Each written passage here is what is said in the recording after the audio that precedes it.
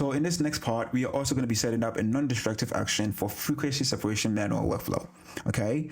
One thing is important here because we are now going to set up our action by applying a default setting. And later on, we're going to learn how we can implement what we call prompting to dial in our setting for different shots that we will work on. And to make sure that our action is still saved in the right action set, we have to make sure that the action is saved right. So let's select our retouch action set. We're going to create a new action. Let's call it FS default. Okay. All right, it's saved in the retouch action sets. We're not going to give it any function key. You can if you want. And let's set our color to red and hit record. Now what I'm going to do next is duplicate my layer twice. I'm going to rename the first layer to texture. And I'm going to rename the second layer to base color. Okay, and hit OK. Or first select our texture layer, turn it off, select our second layer. All this is to make sure our selection is intentional. Now I'm going to go up ahead to filter. Let me show all menus. We have to take away the texture from our image. Again, there are different ways that we can do it. We can use the Gaussian blur, box blur, any kind of blur here just to take it away, in exception to the lens blur and these other blurs over here. You still want to make sure the look of the image is kept intact. So you can use any of these blurs here. You can also use median. It comes with this extension right here, or the dots and scratches. Okay. In this case, let's use the dots and scratches. Let's click it. Now, when we zoom into our image, you can see that it has blurred out everything and taken away all the textures from our image. The most important thing here is that our image is still intact. And when we zoom out, you can actually see that nothing has really changed, except that we've taken away the textures. And you have to ask yourself, when is it okay for me to know that I can stop the radius here? So we can back that out, okay, and just try to increase the radius until all of the textures are taken out, okay? Great. So something around here is okay. Good. And we're going to hit OK to that. Now, this is where our default adjustments come into play. That means when this is said and done, the amount that we use in our filter is what is going to be applied to all of the images that we work with.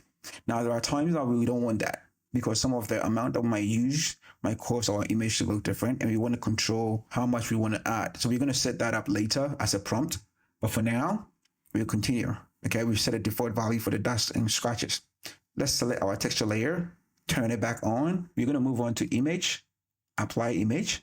And what we want to do is be able to subtract our texture layer from our color layer or base color. Okay, now the source is right. Layer, we're going to choose base color. Channel is the same. We're going to leave invert unchecked.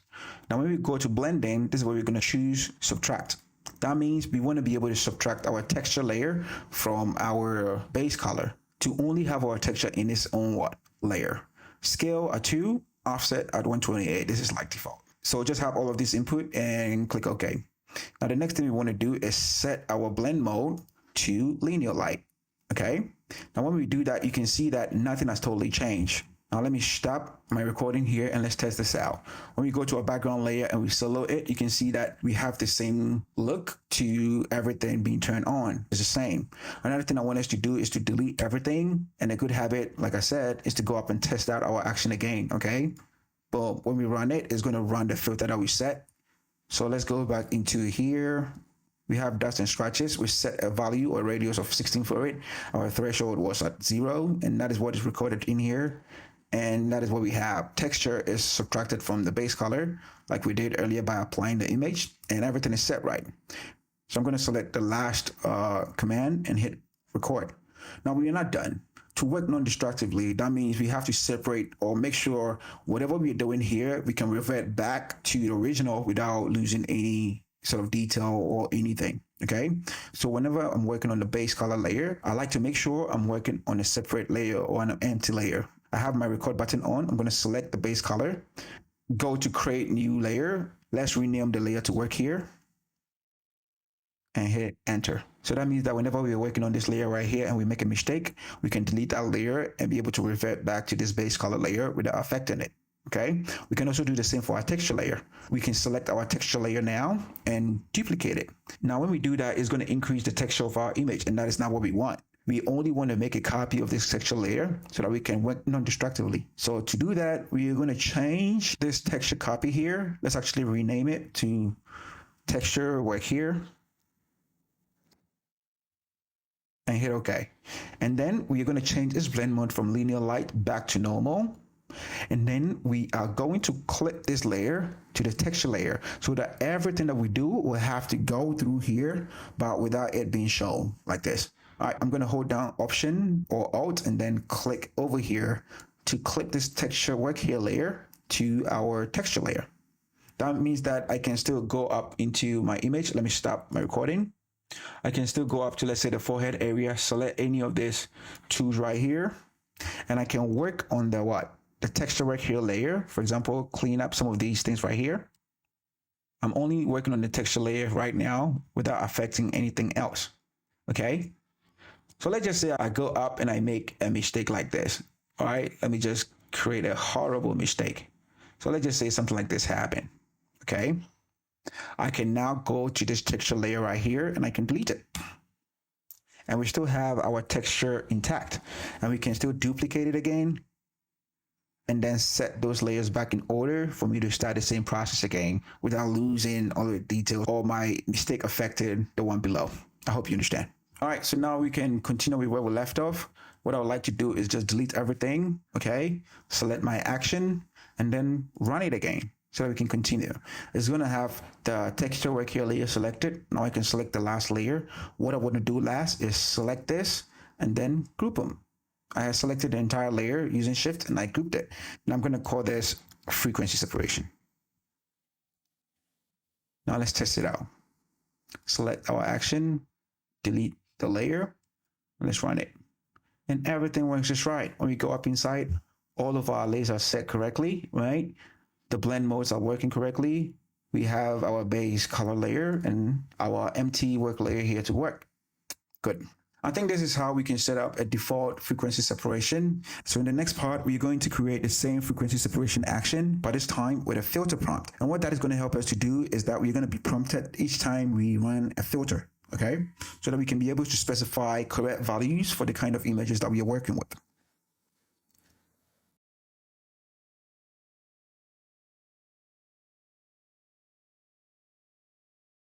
In our previous tutorial, we learned how we can set up frequency separation action with a default value or with a default filter that can be applied to all of the images that we work with. Now, what I want us to do is to set the same action up, but this time I want us to use what we call prompts. Okay. Now to do that, let's delete our previous action. To make sure our action stays in the same action set, let's select retouch action set. Let's create a new action. Let's call it FS this time with prompt. And we're going to keep it in the same action set. We're not going to give it a function key, and let's give it red, okay?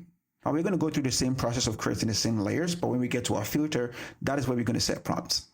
All right, so to do that, I'm going to duplicate my layer twice. Okay, set the first layer to texture.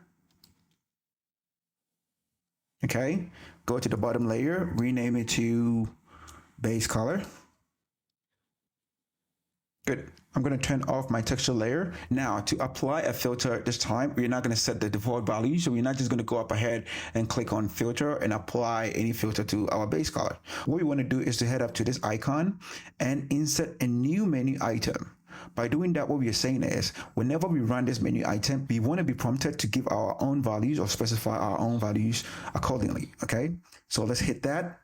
This window is going to appear, and now we can go up to our filter that we want to be prompted by. That is noise, dust, and scratches. Okay, and that is going to be our menu item over here. And then when that is set, we're going to click OK. The difference is that we're not going to see any change happen, but it's okay. What we want to do next is go to our texture layer, click it and turn it back on, go to image, apply image, and we're going to apply the same settings that we used earlier. That is, we want our layer to be our base color layer, also the RGB channel, our invert is turned off, and then we're going to subtract, and then the opacity is going to stay at 100, scale 2, and our offset is going to be 120. Right? When we click it, or before we even click it, when we look at our layer, you can see that it's just blank with what? Gray. Nothing is happening in here because we don't have anything that is different, okay, in our base color layer, because we first have to be prompted to give our filter value before all of these things can be applied to it. That is why we're not seeing anything in this window right here, okay? So we can go ahead and just click OK, and then we can continue. Now, what I want us to do is just to stop now and to test what we have done out. So I'm going to stop it, and then I'm going to delete everything that we have in there. And now we can go back to our action. Now, when we run this action and we go through all of this process till we get to our dash and scratches over here, we are now going to be prompted by the window to input our value. So let's click run. And it's going to go up ahead. But when it gets to dash and scratches, it's going to pop up this window. And now we can specify our value so that the rest of the commands can be run. This is ideal for the different kind of photographs or images that you'll be working with, so that you can actually specify how much of the blur of the filter you want applied to the image. By doing it this way is also good because different images have different pixel density. And if you should apply, let's say, a radius of 16 pixels to a very dense image, it's not really going to have any effect. Okay, so you'd want to have a prompt that you can specify your own value until it applies well to the kind of image that you're working with. I hope it makes sense. So in this case, a radius of 16 pixels works fine. We can click OK. Then it's going to go up ahead and now see, run everything else. You can see that we have our texture. So what we can do now is continue with our action, okay? Let's select our last command, hit record. We can now set up our non-destructive layers and later group them. So for the texture layer, like I said, we can set our blend mode to linear light, okay? Next, we can duplicate the layer. We can turn off or set it back to normal. We can now clip our layer to the texture layer or the texture copy layer to our texture layer. And now let's rename it to work here. Okay, hit OK. And then let's select our base color layer, add a new empty layer, rename it to work here. Hit OK. What I want to do now is select everything and group them. Rename our group to FS. Let's just call it FS prompt. Okay, and hit OK. Now I think we can stop it here. Can test everything out. Let's click on our action, delete what we have in our layers, and then run it. Good. Now, whenever we get to our filter, we are being prompted to input our value. 16 is okay. We hit okay. Then it's going to run the rest of the commands. And when we twirl it down, you can see that everything that we set is intact. Also, you can actually choose the tool you like to start with, whether it's the close dam tool or the healing brush tool to start working on the texture layer. You can do that like we did for our dodge and burn actions. I think we can stop here. And in our next part, we can look at how we can create actions using relative positioning. In this part, we're going to learn how to create a vignette. And by so doing, we can understand and record actions using relative positioning. Relative positioning refers to the ways layers can be positioned and transformed in relation to their parent layer or document. In this way, when we apply this action to any canvas, we can be sure that the same effect can be applied across all the boards. I have two canvases open, one in the portrait mode and the other in the landscape mode. And I want to show you what an action without relative positioning looks like. I've already gone up ahead and created that action, and I created the action using this landscape mode over here. So when I run this vignette action, right, it's just going to run beautifully. Okay, the vignette has selected the edges right from the center. I use curves in the creation of this action, and when I click and open this mask, you can see that I'm selecting the edges of this document and I'm applying the curves values to it. This one is supposed to be darkening the edges of the image, and this one is supposed to be brightening the center part of it. And you can see that the selection is being made from the center outward. And when we look at this one, this one is from the center outward, and this one is from the center inward. Okay, so anything in white is going to be affected, and anything black or gray is less affected. Okay, but then this is what happens when we apply that same action that we created in here to an image or a canvas in the portrait mode. So let's select this and let's run the same action. Doesn't happen right. Okay, when we take a closer look at this mask, look at what we have. The mask is not selecting our image well. Earlier when we had it here, you can see that our mask is selected everything from the edges correctly to the center portion of the document. Okay, but when we apply the same image here, it doesn't select it correctly. So what we have to do is that whenever we're creating an action of this sort, we have to have relative positioning in mind. And in that case, when we do that, some of these mistakes can be avoided. Okay, so how can we create an action with relative positioning? So we're going to create the same action, and I'm going to teach you how you can include relative positioning. So first, let's delete everything. Okay, I'm going to go here, delete everything from here too. And let's start all over. I'm going to open up my document. Let's move that to the side so that we can see everything that we are working with. I'm going to select the action set I want this action to be in and create a new action. Let's call it V2. V2 prompt, okay? For the sake of time. Good. We want it to be stored or saved in the retouch action set, no function key, and the color of red. And let's hit record.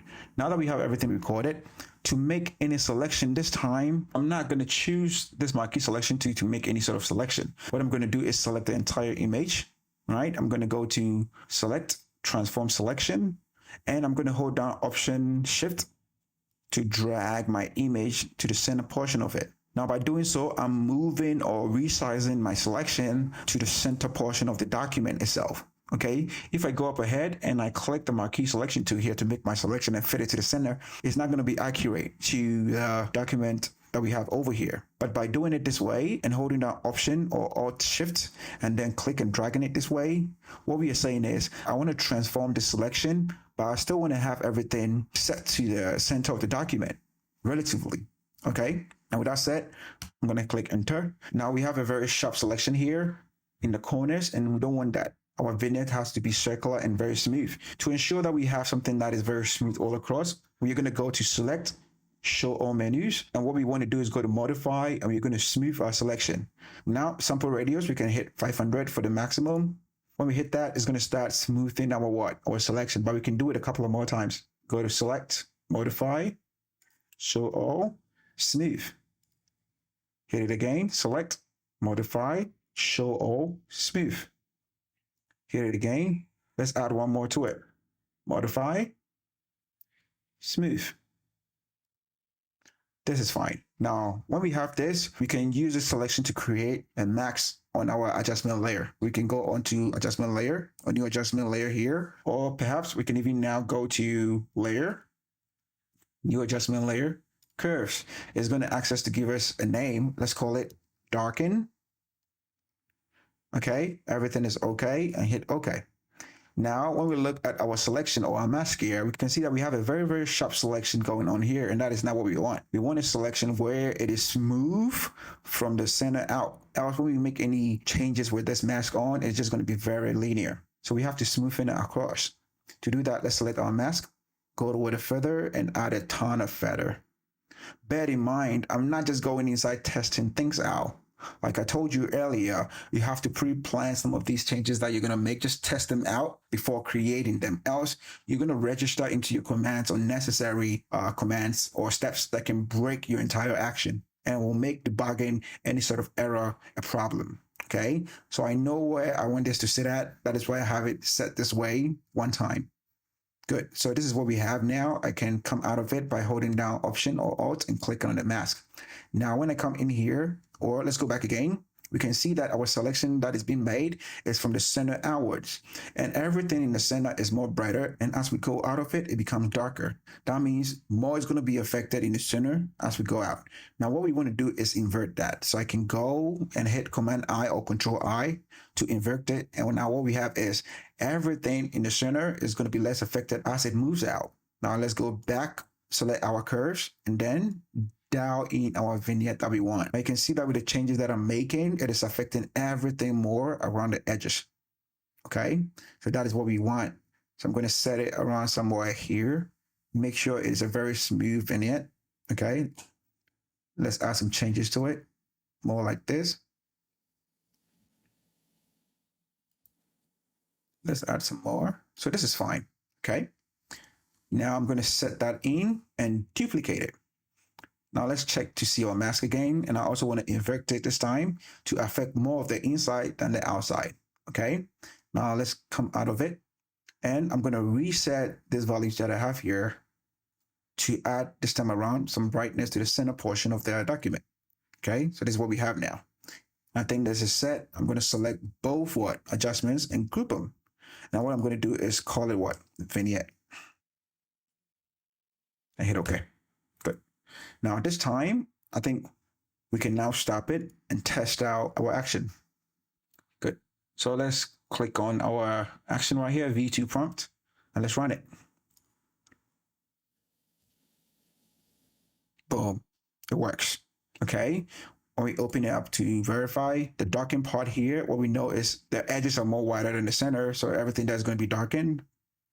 And then everything in the center part here is going to be whitened. Oh, we didn't even change the label here. We can do that later. Okay. But it is working just fine. Let's correct that. So we can go back to our action, select the last one, hit the record icon, and then we can rename our layer to light. Good. All right, so let's test it out. Let's delete this layer and run the action again. It works. The name is changed and we have everything grouped nicely. Now what I want to do now is just run the same action on the portrait document. Okay, so let's bring our action window over here and let's apply it over here now. So we can go to our action and then run it. Good. Now you can see that the difference is that with relative positioning, our selection is done right. The selection is happening from the center out, which was the same as what we did in here in our, let me dock my stuff, in our landscape document. Have you seen that? This is what we have now. The selection is right from the center as compared to this one. When we check the darken layer, it's also happening from the center out. So there you have it. It's been a really long one and we've covered a lot today. I want us to recap some of the key points from this tutorial. We started with an introduction to Photoshop automation and the importance of using actions to streamline your workflow. We also learned how to set up and access the action panel, including understanding the user interfaces and its various components. We also went through recording a simple action step by step, highlighting good practices to ensure your actions work smoothly. I showed you how to create custom actions for specific tasks like dodging and burning, frequency separation, while maintaining a non-destructive workflow. We explored some advanced tips and tricks such as using prompts for filter settings and recording actions with relative positioning for flexibility across different canvases. Now that you have these powerful tools at your disposal, I encourage you to experiment creating and using actions in your own projects. The more you practice, the more efficient and creative you become. Don't be afraid to tweak and customize these actions to fit your unique workflow and style. If you found this tutorial helpful, please leave a thumbs up and subscribe to the channel for more tips and tricks. Your support means a lot and helps me continue to share valuable content with you all. If you have any questions, just drop a comment below. I would love to hear from you guys. Thank you so much for watching and happy editing. See you in the next one.